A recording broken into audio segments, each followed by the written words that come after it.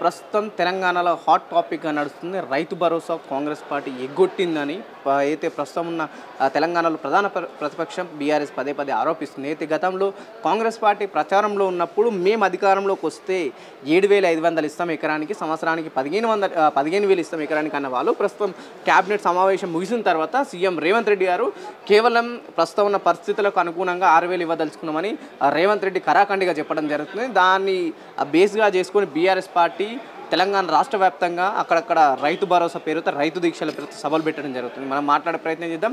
మనతో పాటు నరేష్ గారు ఉన్నారు, బీఆర్ఎస్ స్పోక్స్ పర్సన్. అన్న నమస్తే. అన్న నమస్తే. ఏంటి ఒకవైపు రైతు దీక్ష పేరుతో చేవెళ్ళలో పెద్ద సభ జరిపిళ్ళు, ఏం సక్సెస్ఫుల్గా నడిచిందా? అయితే ఇక్కడ ఏంటంటే ప్రభుత్వం ఒక భయాందోళన ఉంది. అంటే ఎక్కడైతే బీఆర్ఎస్ పార్టీ రైతు సదస్సులు చేస్తుందో, రైతు ధర్నాల పిరమిడ్ చేస్తుందో, రైతుల పక్షాన ఉంటుందో, లేకపోతే హైదరాబాద్ల పక్షాన ఉంటుందో, అక్కడ ప్రజల్లో చాలా స్పష్టమైన స్పందన కనబడతా ఉంది. ఎందుకంటే కాంగ్రెస్ పార్టీ చేయలేని పని బీఆర్ఎస్ పార్టీ గతంలో చేసి చూపించింది.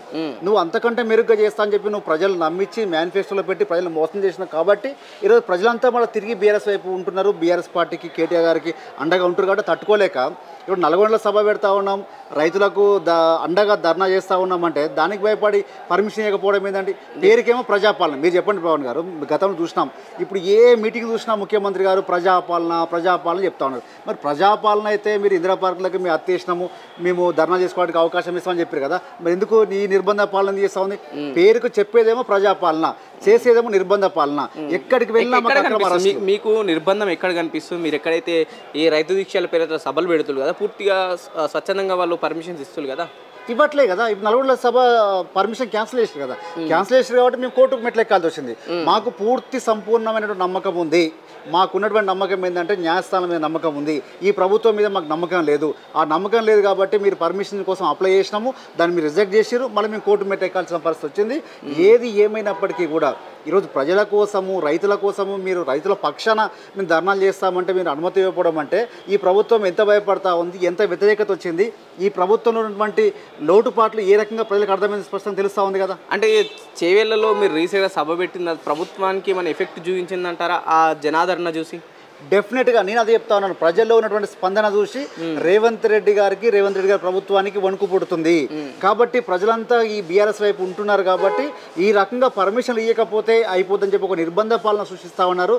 కానీ ఈరోజు మేము గతంలో తెలంగాణ రాష్ట్రం ఏర్పడిన తర్వాత రైతును రాజుగా చూడాలనుకున్నారు కేసీఆర్ గారు. కానీ ఈరోజు రైతుల పాలిట శాపంగా మారి రైతులు రావాల్సిన అన్నింటిని కట్ చేసుకుంటూ పోతా ఉంది ఈ రేవంత్ రెడ్డి ప్రభుత్వం. అంటే రైతులకు అన్యాయం చేసిందే గతంలో 10 ఏళ్లలో బీఆర్ఎస్ ప్రభుత్వం అని చెప్తున్నారు వాళ్ళు పదే పదే. అసలు నేను ఒక మాట అడుగుతాను, దేశంలో ఒక రాష్ట్రంలో కాదు, తెలంగాణ రాష్ట్రంలో కాదు, దేశంలో ఏ ఒక్క రైతును అడిగినా తెలంగాణలో రైతుకి ఏ రకంగా విలువ ఉంది, రైతుని ఏ రకంగా రాజుగా చేయడానికి కేసీఆర్ గారు కృషి చేసారు. అది రైతు బంధు రూపంలో కానివ్వండి, రైతు భరోసా రైతు బీమా రూపంలో కానివ్వండి, లేకపోతే ఎరువుల రూపంలో కానివ్వండి, లేకపోతే పంట పెట్టుబడి రూపంలో కానివ్వండి, కాళేశ్వరం నీళ్ళ రూపంలో కానివ్వండి, లేకపోతే కరెంటు ఉచిత విద్యుత్ రూపంలో కానివ్వండి, ఇన్ని రకాల సదుపాయాలు ఇచ్చినటువంటి ప్రభుత్వం తెలంగాణ తప్ప రాష్ట్రం దేశంలో ఎక్కడ ఉందా? కాబట్టి ఇది ఒక్కటే మచ్చుతునక ఈ రాష్ట్రంలో ఉన్నటువంటి సదుపాయాలు రైతుకు ఏ రాష్ట్రంలో ఉన్నట్టుగా మీరు చూపించగలుగుతారా రేవంత్ రెడ్డి గారు చెప్పి నేను ఛాలెంజ్ విసురుతా ఉన్నాను. రైట్. అయితే బీఆర్ఎస్ పార్టీ ప్రధానంగా ముందుకు తీసుకొస్తుంది రైతు భరోసా. ఏ సబ్జెక్ట్ అయినా సరే, ఇంకా ఏ ఇష్యూ అయినా సరే, ఫైనల్గా తీసుకొచ్చేది రైతు భరోసా కాంగ్రెస్ పార్టీ ఎగ్గొట్టింది అంటుంది. ఎందుకు రైతు భరోసా ఇంకా అంతగా వెనుకబడాల్సి వచ్చింది? మేము ఎందుకు చెప్తా ఉన్నామంటే ఎలక్షన్లో చాలా సందర్భాల్లో మా కేసీఆర్ గారు చెప్పారు, కాంగ్రెస్ పార్టీ వస్తే రైతు బంధు గోవిందా అని చెప్పారు, రైతు బంధుకు రామ్ చెప్తారని చెప్పారు. కానీ ప్రజల్లో ఇంకా ఏదో నమ్మకం, అంటే మోసం చేసి అంటే అలివి కాని హామీలు ఇచ్చి మోసం చేశారు. కాబట్టి కాంగ్రెస్ ప్రభుత్వము ఇష్టం వచ్చిన హామీలు ఇచ్చుకుంటూ పోతారు, ఇది సాధ్యం కాదు అని చెప్పి గతంలో చాలా సందర్భాలు చెప్పారు. కానీ చేసే ప్రయత్నంలో డిసెంబర్ 3 ముందు వస్తే మాత్రం మీకు ఎకరానికి 5,000 వస్తాయి, లేదు తర్వాత అయితే మాత్రం 7,500 వస్తాయి. చెప్పింది ఎవరు? మేము కాదు కదా, ఇదే ముఖ్యమంత్రి రేవంత్ రెడ్డి గారే కదా. మరి నువ్వు ఇచ్చిన మాటకు నీకే విలువ లేకపోతే నీ మాటకి ఏ రకంగా విలువ ఉంటుంది, నీ ప్రభుత్వానికి ఏ రకంగా విలువ ఉంటుంది? వాళ్ళు చేస్తాడు. గతంలో కేసీఆర్ 5,000 బిచ్చం వేసినట్టు వేసి నేను వస్తే 7,500 ఇస్తా అంటూ ఇప్పుడు ఇచ్చే పరిస్థితి కనిపిస్తుంది కదా సంక్రాంతి కానుకగా. గతంలో చాలా పెద్ద పెద్ద మాటలు మాట్లాడు పవన్ గారు. 2 పంటలు వేస్తున్నావు, 3వ పంటకి ఎవరు ఇస్తారు కేసీఆర్ అని అడిగిండు. కానీ ఉన్న పంటకి ఇవ్వట్లేదు, దిక్కులేదు కదా. ఈరోజు ఉన్న పంటకి రైతు భరోసా రాలే కదా, రైతు బంధు రాలే కదా. ఈ పంటకి ఇవ్వాల్సిన వాటి రాకుండా 3వ పంట గురించి అడిగినటువంటి ఎవరు వ్యక్తి ఎవరు? ఈ రేవంత్ రెడ్డి గారే కదా. మరి 3వ పంట గురించిన వ్యక్తి అంటే నీది కాకపోతే ఏదైనా మాట్లాడొచ్చు అని చెప్పి కేసీఆర్ గారు ప్రభుత్వం ఉన్నప్పుడు 3వ పంట గురించి అడిగిండు. ఈయన అధికారంలోకి వచ్చిన తర్వాత మాత్రం ఉన్న పంటకి ఇచ్చే పరిస్థితులు కూడా వేసారు. వాళ్ళు ఇస్తాంటారు సంక్రాంతికి కానుకగా ఇప్పుడు ఇస్తా అంటారు. ఎస్ కరెక్టే. వాళ్ళ బురుడి ఏ రకంగా బురుడి కొట్టిస్తున్న ప్రజలు అంటే ఎప్పుడైతే ఎంపీ ఎలక్షన్లు వచ్చినాయో అప్పుడు ఒక రైతు బంధు ఒక స్కీమ్ వేసారు. అది కూడా రైతు భరోసా వేయలే. అంటే వాళ్ళు పెంచుతున్నటువంటి 15,000 వేయలే. వాళ్ళు గతంలో ఉన్నటువంటి వాటిని కంటిన్యూ చేసి చేయడం జరిగింది. అది ఎప్పటిది అంటే ఎలక్షన్ల ముందు ఈ ప్రభుత్వం ఇప్పుడైతే ఉన్న ప్రభుత్వం ఉందో నాటి ప్రతిపక్ష పార్టీగా ఎలక్షన్లకు భయపడి కేసీఆర్ గారికి ఆదరణ పెరుగుతుందని చెప్పి ఆపినటువంటి ఆ పంట రుణమే ఆ పంట యొక్క రైతు బందే మొన్న వేయడం జరిగింది. అంటే మళ్ళీ ఎలక్షన్లు అయిపోయినాయి. మరి ఎందుకు కంటిన్యూ చేస్తారు? గత ప్రభుత్వం సక్సెస్ఫుల్గా దాదాపు 7 ఏళ్ళు నడిపింది ఈ రైతు బంధుని. ఈ ప్రభుత్వం ఎందుకు దీన్ని ముందుకు ఎందుకు తీసుకోవాలి? ఎలక్షన్లు అయిపోయినాయి కదా, వాళ్ళకి ఎలక్షన్లు కావాలి, కలెక్షన్లు కావాలి, సీట్లు కావాలి, ఓట్లు కావాలి, అధికారం కావాలి. అధికార యావతోనే వాళ్ళు గతంలో హామీలు ఇచ్చారు. ఈ ముఖ్యమంత్రి గారు గతంలో ఇంటర్వ్యూలు చాలా మంది చెప్పారు, ఏ హామీలైనా ఇవ్వండి మనం ఖచ్చితంగా అధికారం రావాలని చెప్పి. ఆ యొక్క పార్టీ యొక్క లక్షణమే ఆ రకంగా ఉంటుంది. ఇంకొక మాట నేను చెప్తా ఉన్నాను, ఈరోజు రైతు బంధు విషయంలో రైతు కరోనా కష్టకాలంలో కూడా దేశమంతా ఇబ్బందులు పడతా ఉంటే ఒక తెలంగాణ రాష్ట్రంలో మాత్రమే రైతును ఆదుకోగలిగినాం. తెలంగాణ రాష్ట్రంలో మాత్రమే ఆసరా పింఛన్ అందినాయి. తెలంగాణ రాష్ట్రంలో మాత్రమే రైతు భరోసా రైతు బంధు అందింది. అంటే ఒకటే స్పష్టంగా ఏంటంటే ఎవరైతే ముఖ్యమంత్రిగా ఉన్నారో వారికి చేయాలని ఒక తపన ఉండాలి, ఆతృత ఉండాలి, రైతును బాగుపరచాలని ఒక ఆతృత ఉండాలి తప్ప ఏదో ప్రభుత్వం నడుస్తుంది కదా, ఏదో ఈ హామీలో అనుకూలంగా పోతా ఉన్నాయని అనుకుంటే మాత్రం అది ఎట్టి పరిస్థితి జరగని పని. మీరేం ఇలా చెప్తులో కాంగ్రెస్ పార్టీ చెప్తూ వస్తుంది. కాంగ్రెస్ పార్టీ అంటే రైతు ప్రభుత్వం, రైతే ముఖ్యమంత్రి అండు, లేదంటే రైతు కుటుంబం నుంచి వచ్చిన వాళ్ళే ఇప్పుడు మంత్రులుగా ఉన్నారని కాంగ్రెస్ పార్టీ చెప్పడం జరుగుతుంది. ఒకవేళ కాంగ్రెస్ పార్టీ వైఖరి అదైతే 50 సంవత్సరాలు చాలా అధికారులు ఉన్నారు కదా, 70 సంవత్సరాలు 50 సంవత్సరాలు వారి అధికారులు ఉన్నారు కదా, మరి ఎందుకు ఇప్పటికి కూడా రైతు పరిస్థితి ఏ రకంగా ఉంది? ఈ రోజు కూడా తెలంగాణ రాష్ట్రం ఏర్పడిన నాటికి కూడా నీటి కోసం ఎందుకు ఎదురు చూపులు? అంటే మెరుగుపడలేదా కాంగ్రెస్ పార్టీ అధికారంలో ఉన్న రోజులు రైతుల పరిస్థితి? మెరుగుపడలేదనే కదా. ఇప్పుడు నాటి పరిస్థితి చెప్తాను నేను, ఒక ఎగ్జాంపుల్ చెప్తాను. నాడు రైతు పరిస్థితి ఏ రకంగా ఉంటే అర్ధరాత్రి 4 గంటల కరెంటు, తెల్లారి 4 గంటల కరెంటు, మధ్యాహ్నం ఎప్పుడో ఉన్నటువంటి కరెంటు పరిస్థితి ఉంటుండే. కానీ కేసీఆర్ వచ్చిన 24 గంటల కరెంట్ ఇచ్చారు కదా, అంటే రైతుల కష్టాలు ఇక్కడ పోయినాయి కదా. మరి ఈ 50 సంవత్సరాల కాలంలో వారు ఎందుకు చేయలేకపోయారు? అదే మొదటి ప్రశ్న. రెండవది, ఎరువులకు పోతే రోజుల తడబడి ఎడ్డలకు నిలబడలేక చెప్పులు పెట్టుకొని పక్కన నిలబడి అలసటకు చాలా మంది చనిపోతూ ఉండే. అర్ధరాత్రి కరెంటులో మోటార్లు ఆన్ చేయకపోతే పాములు గరిచి తేళ్లు గరిచి చాలామంది చనిపోతూ ఉండే, కరెంటు షాకులు కొట్టి చనిపోతూ ఉండే. అంతెందుకండి, ఇప్పుడు ఉన్నటువంటి మోటార్లు కాలిపోయేటి, యొక్క ట్రాన్స్ఫార్మర్లు పేలిపోయేటి. మరి ఆ పరిస్థితిలో రైతులు ఆత్మహత్యలు చేసుకునే పరిస్థితి ఉంటుండే. ఈ 10 సంవత్సరాల కాలంలో అంత తగ్గగలిగినాం కదా, అంటే రైతుల యొక్క జీవన శైలి మెరుగుపరచగలిగినాం కదా. మీరు గతంలో ఎందుకు చేయలేకపోయారు? ఇప్పుడు మేము ప్రభుత్వం వచ్చినట్లయితే ఇంకా చాలా మెరుగైనటువంటి పరిస్థితి ఉంటుండే. ఒక కాళేశ్వరం నీళ్ళు అందరికీ అందేటి, ఇంకా ఉన్నటువంటి ప్రాజెక్టులు అన్నీ కంప్లీట్ చేసుకుంటే వాళ్ళం.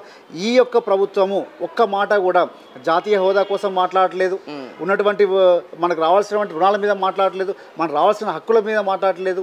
మరి బడేబాయి ఏమంటా ఉన్నారు, చోటేబాయి ఏం చేస్తూ ఉన్నారు, దీని మీద కూడా స్పష్టత రావాల్సిన అవసరం ఉంది. మీరు ఏదైతే ప్రధానంగా రైతు బంధు ఏదైతే గతంలో బీఆర్ఎస్ ప్రభుత్వం రైతు బంధు అని తీసుకొని ప్రస్తుతం రైతు భరోసా పేరట వీళ్ళు కొనసాగిస్తాను వీళ్ళు అంటున్నారు. కానీ రైతు బంధు ఏదైతే చెట్లకు పుట్టలకు గుట్టలకు ఎచ్చిలో సాగుకి అనుకూలంగా లేని భూములకు కూడా కేసీఆర్ వాళ్ళకు దారబోసిండు డబ్బులని చెప్పడం జరుగుతుంది. ఇప్పుడు నేను ఒకటే మాట స్పష్టంగా ఏం చెప్పదలుచుకున్నానంటే, మీరు ఎన్ని ఎకరాలకు ఇస్తాను స్పష్టం చేయాలి. మీరు కౌలు రైతులకు ఇస్తా అన్నారు, మరి కౌలు రైతులకు ఇస్తే నిజమైన రైతులకు ఇస్తారా, భూమి రైతులకు ఇస్తే యజమానులకు ఇస్తారా, కౌలు రైతులకు ఇస్తారా? ఒకవేళ కౌలు రైతులకు ఇచ్చినట్లయితే 2 రకాలు ఏ రకంగా సాధ్యమవుతుంది? ఇంతవరకు కూడా మీరు ప్రతిపక్ష పార్టీలు ఉన్నారు, హామీలు ఇచ్చిరు, అధికారంలోకి వచ్చారు, 1 సంవత్సరం సమయం కూడా గడిచిపోయింది. ఇప్పటికీ కూడా మీ దగ్గర ఒక సరైన నిర్ణయం లేకపోతే ప్రజలు ఎంత ఆందోళన ఉంటారు? ఇంకా డిపిఆర్ లేదా రైతు భరోసా పైన ప్రభుత్వం దగ్గర? ఎస్, దాని డీటెయిల్ ప్రాజెక్ట్ అన్నారు. ఒక నిర్ణయం రావాల్సిన అవసరం ఉంది, ఒక విధి విధానాలు ఖరారు కావాలి. ఇప్పటికి కూడా ఆ విధి విధానాలు ఏ రకంగా ఉండాలి, ఎవరికి ఇవ్వాలి, కౌలు రైతులు ఎవరు, లేకపోతే యజమానులు ఎవరు, ఎవరికి ఇవ్వాలి, ఎన్ని ఎకరాల వరకు ఇవ్వాలని కూడా స్పష్టంగా లేదు కదండి రేవంత్ గారి దగ్గర. వారు ఎంతసేపటికి కూడా కేసీఆర్ గారి మీద ఏ రకంగా కేసులు పెట్టాలి, కేటీఆర్ గారి మీద ఏ రకంగా పెట్టాలి, కవిత గారిని ఏ రకంగా కించపరిచే విధంగా మాట్లాడాలని చెప్పి ఆలోచన చేస్తారు తప్ప ఎంతసేపటికి వారి యొక్క ఆలోచన విధానం అంతా కేసుల మీద, అరెస్టుల మీద, నిర్బంధాల మీద ఉంది తప్ప సంక్షేమం మీద లేదనేది చాలా స్పష్టమవుతా ఉంది. ప్రధానంగా రీసెంట్ హరీష్ రావు కూడా అన్నారు రైతు కూళ్ళ గురించి కూడా తెరపైకి తీసుకురావడం జరిగింది. నిజంగా రైతు కూళ్ళకు ఏ విధంగా వాళ్ళు డబ్బులు చెల్లిస్తారంటే ఏం చెప్తారు? అదే మాట అడుగుతా ఉన్నాం మేము ప్రతిపక్ష పార్టీగా మేము అడుగుతున్నాం. మీరు ఇచ్చిన ఏదైతే ఎలక్షన్ మేనిఫెస్టో ఉందో ఆ మేనిఫెస్టోని మక్కి మీరు ఇంప్లిమెంట్ చేయండి, ఎక్కడా కూడా ఇబ్బందులకు గురి కాకుండా రైతులను చేయండి. చేసినట్టయితే అంతే కదా మాకు కావాల్సింది. అంటే నిజంగా చాలా వరకు తెలంగాణలో ప్రస్తుతం ఉన్న పరిస్థితులు చూస్తే ఈ నాట్లేసే వాళ్ళు కావచ్చు, లేకపోతే కూలీలకు వచ్చే వాళ్ళు ఎక్కువ శాతం పక్క రాష్ట్రాల నుంచి బతకనికి వచ్చిన వాళ్ళే ఉన్నారు. వాళ్ళకి ఏ విధంగా చెల్లిస్తారా వీళ్ళంటే ఇటు ఆలోచన అయితే కనిపిస్తుంది ఇట్లా? అసలు వాళ్ళ యొక్క ఒక విధి విధానాలు లేవండి ఇప్పటి వరకు కూడా. అదే కాదు ఈరోజు రాష్ట్ర ప్రభుత్వం అవలంబిస్తున్న దేని మీద కూడా వారి యొక్క ఖచ్చితమైన ప్రణాళిక లేదు. ఎగ్జాంపుల్ ఏం చెప్తా ఉన్నానంటే, హైదరాబాదితుల మీద ఆర్డీఎక్స్ నెంబర్ వేసారు, హైదరాబాద్ల మీద ఇండ్లు కూలగొడుతూ ఉన్నారు, వారిని ఎక్కడికి తరలించాలో కూడా వాళ్ళ దగ్గర ప్రణాళిక లేదు. కాబట్టి ఇంత వ్యతిరేకత వచ్చింది. అక్రమంగా కట్టినాయి వాళ్ళు కూల్చేస్తా అని చెప్తున్నారు కదా. అక్రమంగా కాదు, సక్రమంగా కట్టినాయి, గతంలో పర్మిషన్లు ఇచ్చినాయి, పేదలు కట్టుకున్నాయి, ఇప్పటికిప్పుడు ఇబ్బంది లేనటువంటి వాటిని కూడా కూల్చే ప్రయత్నం చేస్తూ ఉన్నారు. కాబట్టి వాటిని అంటే ప్రజల సంక్షేమం కోసం, ప్రజల కోసం కావాల్సిన వాటిని సమయపాలన ఇవ్వాల్సిన అవసరం ఉంది, వాటితో చర్చలు జరపాల్సిన అవసరం ఉంది. మేము గతంలో కాళేశ్వరం ప్రాజెక్ట్ గురించి అనుకోండి, ఫార్మాసిటీ గురించి అనుకోండి, చాలా సందర్భాల్లో మేము ల్యాండ్ పూలింగ్ చేసినాం. కానీ ఎక్కడ ఇబ్బందులు కాలే కదా, ఎక్కడ రైతులను అరెస్ట్ చేయలే కదా, మేము రైతులు అరెస్ట్ చేసి జైల్లో వేయలే కదా. మరి ఎందుకు ఈ ప్రభుత్వం ఫెయిల్ అవుతా ఉంది అంటే ఎక్కడ చిత్తశుద్ధి లోపిస్తూ ఉంది అంటే ప్రజలతో కోఆర్డినేషన్ లేదంటారా ప్రస్తుతం ఉన్న ప్రభుత్వానికి? డెఫినెట్గా ప్రజలతో కోఆర్డినేషన్ లేదు. వీళ్ళకు ప్రజల బాగోగులు కావాల్సింది కాదు, వీళ్ళకి కావాల్సింది వారి యొక్క కుటుంబ సభ్యులకు ఫార్మాసిటీ పేరు మీద భూములు కావాలి, వాళ్ళ కుటుంబ సభ్యులకు పెట్టుబడుల రూపంలో కొన్ని వేల కోట్ల రూపంలో పెట్టుబడి పెట్టినట్టుగా వాళ్ళకు బినామీల రూపంలో కావాల్సింది తప్ప ఎక్కడ కూడా ప్రజల సంక్షేమ దిశలో ముందుకు పోవట్లేదు. ఇన్ని హామీలు ఇచ్చారు, 420 హామీలు ఇచ్చారు కదా. మీరు చెప్పండి, ఎక్కడా కూడా ఒక ఫ్రీ బస్సు తప్ప, ఒక ఫ్రీ బస్సు కూడా చెప్తాను నేను. ఈరోజు ముఖ్యమంత్రి గారు ఏమంటా ఉన్నారంటే 1 కోటి మంది మహిళల్ని కోటీశ్వరులు చేస్తా అంటున్నాడు. అయ్యా ముఖ్యమంత్రి గారు, 1 కోటి మంది మహిళలు మీరు కోటీశ్వరులు చేయడం కాదు, కనీసం వాళ్ళకి డీలక్స్ బస్ ఎక్కే అవకాశం ఇప్పియండి ఫస్ట్. మన టికెట్ రద్దు ప్రయాణం నేనేమంటా ఉన్నాను, ఇప్పుడు మహిళలు ఆర్టీసీ బస్సుకు ఆర్డినరీ బస్సుకే పరిమితం కావాలి, కానీ కోటీశ్వరులు చేస్తారని మాట్లాడతాడు. నా తెలంగాణ చాలా భవిష్యత్తు చాలా ఉన్నది, చాలా చాలా చాలా పెద్దగా హుందాగా ఉన్నటువంటిది అని అంటారు. కానీ నా తెలంగాణ తల్లికి నగలు ఉండొద్దు, కిరీటాలు ఉండొద్దు అంటే నీ ఉద్దేశం ఏంది? నా తెలంగాణ ప్రజలు మహిళలేమో డీలక్స్ బస్సుకు పనికిరారు, తెలంగాణ తల్లి విగ్రహం ఏమో కిరీటం పెట్టుకోవడం పనికిరారు. మాకెందుకండి? రాచరిక పోకడలకు అనుకూలంగా ఉంది కాబట్టి తెలంగాణ తల్లి విగ్రహం రేవంత్ రెడ్డి ఫ్యామిలీలో మహిళలు ఎవరు ఫ్లైట్లో ఎక్కట్లేరా? రేవంత్ రెడ్డి ఫ్యామిలీలో ఎవరు ఏసీ బస్సులు ఎక్కట్లేరా? మరి ఎందుకు నా తెలంగాణ మహిళలు మాత్రం ఎందుకు ఎక్కొద్దు? దాని మీద అడుగుతున్నాం కదా మేము, దాని మీద సమాధానం చెప్పమంటాను. ఒకవేళ నువ్వు ఏదో కోటీశ్వరులు చేస్తా అంటున్నావు, మరి కోటీశ్వరులు అయిన తర్వాత బస్సు ఎక్కడ తప్పేముంది? మహిళలందరికీ ఫ్రీ ఇచ్చినప్పుడు నువ్వు ఒక ఉందాతనంతో పెద్దతనంతో ఏదో చేస్తాను నీ మనసులో ఉన్నప్పుడు మరి వాళ్ళు ఎందుకు ఇప్పుడు ఇవ్వట్లేవు? మళ్ళీ స్పెషల్ బస్సులు ఎందుకు వేస్తూ ఉన్నావు? మరి వాళ్ళ టికెట్ రూపంలో ఎందుకు కలెక్ట్ చేస్తూ ఉన్నావు? అంటే నీ ఆలోచన విధానం తప్పు.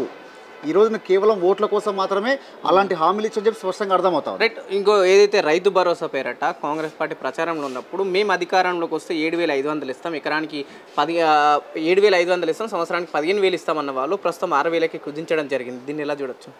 కాంగ్రెస్ పార్టీ అంటేనే ఒక బోగస్, కాంగ్రెస్ పార్టీ అంటేనే ఒక స్కామ్లతో ఉన్నటువంటి పార్టీ కాంగ్రెస్ పార్టీ.